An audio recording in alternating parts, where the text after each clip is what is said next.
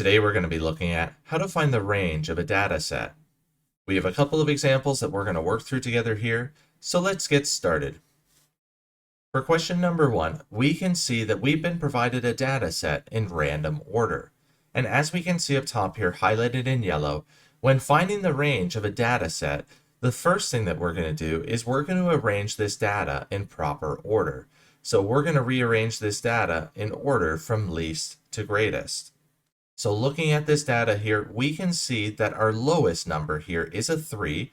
So we're going to put a line through it, and then we're going to write that down below. And as we work through rearranging this data, we're going to put a line through all of our numbers so we don't get confused.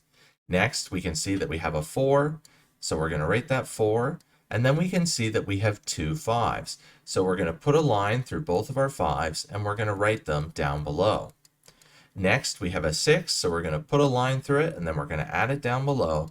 Then we can see that we have 2 9s, so we're going to put a line through both of our 9s, and then we're going to write 2 9s down below. Then we can see that we have 2 12s, so we're going to put a line through both of those 12s, and we're going to write them down below. And then lastly, we see that we have 13. So we're going to write that down, and now we've rewritten this data in proper order, so we're ready to move on to the next step, where we're actually going to calculate the range by subtracting our lowest value from our highest value in our data set. So first, our lowest value here is a 3, and then our greatest value here is 13. So we're going to be subtracting 3 from 13 in order to calculate the range of this data set.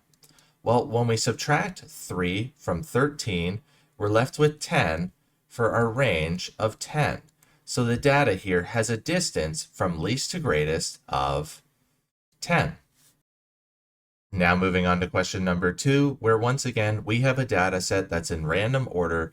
So our first step is to rearrange this data in order from least to greatest. Starting out with our lowest number in value, we can see that that's 22. So we're going to put a line through it, and we're going to write 22 down below.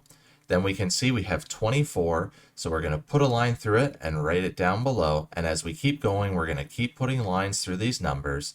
We have 27. So we'll write that down below. And then we can see we have 32. Next, we have 34. Then we have 36. Then we have 50. Then we have 55. And as we can see, we're running out of space here, so we're going to go down into our next line for 61. And then lastly, we have 64. So now that we've rewritten this in proper order, we're going to locate our lowest value and our greatest value in this data set. Well, our lowest value here happens to be 22, and our greatest data set is 64. So just like we did for the first problem, to calculate our range, we're going to subtract our lowest value from our greatest value in this data set. So we're going to subtract 22 from 64. Well, when we do this, we get 42 for a range of 42.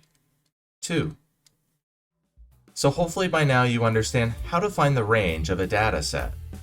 Help make math less complicated by smashing those like and subscribe buttons. As always, enjoy today's math journey.